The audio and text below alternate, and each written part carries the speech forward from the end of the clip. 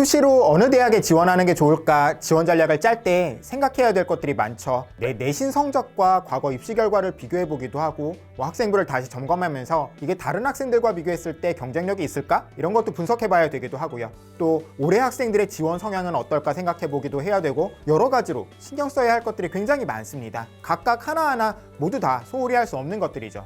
그런데 여기에 한 가지 더 먼저 생각해 봐야 될 것이 있습니다. 과연 내 수시 경쟁력이 높을까? 정시 경쟁력이 높을까를 생각해 보는 거죠. 원래도 정시는 N수생이 강하다는데 올해는 의대 때문에 높은 성적대 N수생이 더 많아지지 않을까? 수능에서는 원래보다 성적이 더 떨어진다니까 수시에서 꼭 합격해야 되지 않을까? 이런 걱정들을 하시죠. 이런 걱정들은 필요한 걱정일까요? 네, 물론 필요합니다. N수생 경쟁력이 얼마나 더 높아졌을까 이런 건 더 검증을 거쳐야 하는 것이기 때문에 확실하게 말씀드릴 수는 없지만 모의고사 성적에 비해서 실제 수능 성적이 하락하는 경우가 많습니다. 그런데 오르는 경우들도 적지 않아요. 작년 진학사에 9월과 수능 성적을 동시에 입력했던 학생들의 표본 약 2만 건을 살펴보면요, 성적이 하락한 비율은 52.2%나 됐었습니다. 하지만 유지한 비율 26%, 성적이 상승한 비율 역시 21.8%였어요. 유지하거나 오른 학생들 역시도 절반 가까이 되었다는 거예요. 물론 성적대에 따라서 그 비율이 조금씩 다르기는 하지만 어쨌든 성적이 하락하는 비율이 60%를 넘어가는 구간은 없었습니다.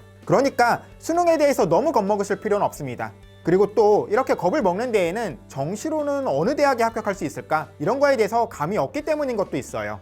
예를 들어서 정시로 인서울을 하기 위한 마지노선의 성적은 어느 정도일까요? 대학마다 다른 성적 반영 방식을 가지고 있기 때문에 딱 일괄적으로 말씀드릴 수는 없지만 다소 선호도 낮은 인서울권 대학은요, 국어, 수학, 탐구의 성적이 평균 3등급 정도가 나오면 가능하다고 생각할 수 있어요. 어디가에 공개된 상명대의 작년 정시입결 70% 컷의 평균은 100분위 기준으로 79였습니다. 3등급 컷의 100분위가 77이니까 높은 3등급이 아니라 낮은 편의 3등급이어도 합격할 수 있었던 거죠. 물론 학과마다 차이는 있을 거예요. 작년 기준으로 보면 상명대의 100분위 78 정도의 성적이라면 인문계열 학과는 가능한 곳들이 꽤 많았을 거고요. 자연계열은 조금 어려운 곳이 많았을 겁니다. 아무튼 이렇게 정시 합격권에 대한 것을 확인하지 않고 수시 지원 전략을 세우시는 거는 말이 안 되는 일일 수 있어요. 그건 수시에 합격하면 정시로 지원할 수 없기 때문입니다. 아직도 이 사실에 대해서 정확하게 알지 못하는 분들이 계시기도 합니다. 수시 합격해도 등록만 안 하면 되는 거 아니에요? 하시는데 아닙니다. 등록을 안 해도 수시에 합격했던 사실이 기록에 남으면 정시로 지원할 수 없습니다.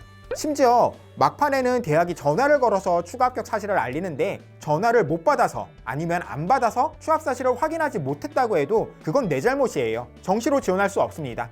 전문대는 다르죠? 전문대에는 수시 합격해도 정시로 4년제 대학에 지원할 수 있는 것 아니에요? 하시는데 아니에요. 전문대에 수시로 합격해도 4년제 대학에 정시로 지원할 수 없습니다. 그렇기 때문에 수시 지원 전략을 세우기 위해서는 먼저 정시 가능권의 대학을 살펴보실 필요가 있습니다. 일반적으로 정시로 갈 수 있는 대학보다 더 선호도 낮은 대학을 수시에 지원할 필요는 없겠죠. 어쩌면 정시로 가능한 대학보다 수시는 모두 다 더 선호도 높은 대학으로만 지원하는 것도 가능할 수 있어요. 아무튼 그래서 오늘은 인서울대학에 정시로 합격하기 위해서는 어느 정도 성적이어야 될까를 몇몇 대학의 사례를 통해서 확인해 보려고 합니다. 보통 이야기하는 서영고, 서성한 이런 식으로 이름 붙여진 그룹의 첫 번째 대학들, 조금씩 다르게 부르는 경우들도 있지만 아무튼 좀 널리 퍼진 인식 기준으로 서울대, 서강대, 중앙대, 건국대, 국민대, 광운대의 입시 결과를 살펴볼 거예요. 그런데 이게 각 그룹 내에 있는 대학들마다도 각기 다른 방식으로 성적을 산출하다 보니까 좀 다를 수 있습니다. 서강대와 한양대에 합격한 학생이 성균관대에 불합격하기도 하고요. 반대로 성균관대에 합격한 학생이 서강대나 한양대에 불합격하기도 해요. 각 대학별 반영 방식의 차이가 있으니까 조금 더 구체적으로 궁금한 대학이 있으시다면 저희 진학사 정시 합격 예측 서비스를 이용해 보셔도 좋겠습니다. 지금은 무료로 서비스되고 있어요. 관심 대학 학과를 검색하셔서 저장하시면 실제 수능에서 결제해서 사용하는 것처럼 칸수 같은 걸로 예측하는 건 아니지만 과거 데이터들을 활용해서 안정, 적정, 소신 같은 것들을 보여드리고 있거든요. 6월 모의고사 결과나 이제 한 달 뒤쯤에 치르게 될 9월 모의고사 성적을 넣어보시면 도움되는 부분이 있을 겁니다. 참고로 지금 서비스는 작년에 발표했던 전형 계획 기준으로 서비스가 되고 있으니까요. 의대 증원 같은 그 이후에 바뀐 내용에 대해서는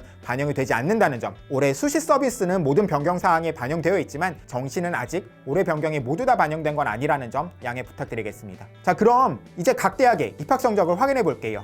먼저 서울대학교입니다. 서울대학교의 70% 컷 평균은 96.3이었습니다. 모두 1등급이라고 생각하면 되죠. 물론 꼭 그래야 되는 건 아닙니다. 작년 생물교육 같은 경우에는 입시 결과가 91.5 정도로 발표될 정도로 다소 낮은 입결을 보였었는데요. 만약에 수학이 만점이었다면 다른 국어, 영어, 탐구 같은 경우에는 3등급에 가까운 2등급이어도 합격할 수 있었을 거예요.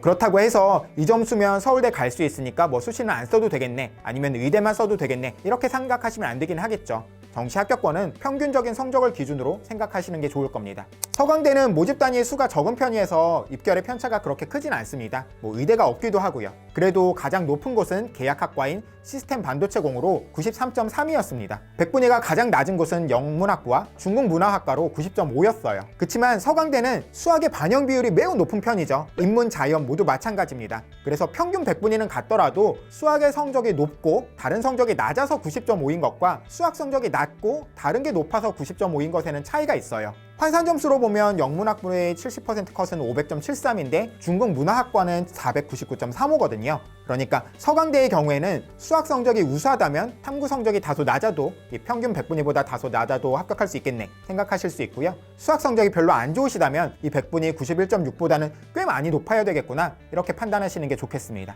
중앙대는 다빈치 캠퍼스, 그러니까 안성에 위치한 학과는 제외하고 보여드리는데요. 평균이 91.7로 서강대보다 더 높아 보이죠. 그런데 이건 의대나 약대가 평균을 끌어올리기도 하고요. 다군에 위치한 학과들이 입결을 끌어올리기도 해서라고 생각하시면 좋을 것 같아요. 또 대학의 수능 반영 방법이 차이가 있어서기도 하죠. 대학 환산 점수로 따지면 758.6 정도가 평균인데요. 실제로 작년 수능에서 국어, 수학, 탐구 백분위가 92에서 93 정도였다면 중앙대에 합격할 수 있는 학과가 꽤 있었지만 같은 성적으로 서강대에 합격하기는 어려움이 있었을 겁니다. 그리고 올해 중앙대는 수능 영역별 반영 비율이 작년과 달라집니다. 크게 인문계열을 보면 탐구 반영비가 작년 20에서 올해 30 또는 35로 크게 오르고요. 자연계열은 국어 반영비가 5% 오르고 수학이 5% 하락합니다. 전반적으로 국어, 수학, 탐구 사이의 반영비 편차가 줄어든다고 여기시면 될 것 같습니다. 건국대의 작년 입시 결과는 수의의 95.75, 교육공학은 79.5였어요. 수의회를 제외하고도 학과 간의 차이가 편차가 좀 큰 편이었습니다. 대체로는 자연계열보다 인문계열 학과들의 성적이 낮은 편이었어요. 그리고 건국대의 평균은 87.8이었죠. 그런데 실제로 모든 과목에서 백분위 88을 받았다면 건국대에 실제로 합격할 수 있는 학과가 많지는 않았을 겁니다. 앞에서 말씀드린 것처럼 수능 성적 반영 방법 때문에 생기는 오류 같은 것이라고 할 수 있어요. 백분위 평균 90 정도는 받았어야 조금 더 평균적인 결과에 가까웠다고 생각하시는 것이 좋겠습니다. 그리고 건대 역시도 올해 수능 영역별 반영 비율이 좀 특이하게 바뀝니다. 인문, 자연 이렇게 구분하지 않고요. 언어 중심, 수리 중심으로 설정해요. 그리고 정치, 외교, 경제 가치, 사회과학 계열에 속해 있는 학과들이나 경영 같은 학과들은 수리 중심의 평가를 받아서 수학 반영 비율이 높다라는 점도 참고하시면 좋겠습니다. 국민대는 디자인 관련 학과의 명성이 높죠. 영상 디자인과 공간 디자인은 실기 없이 비실기 전형으로도 선발하는데요. 두 학과의 정시 입결이 가장 높은 편입니다.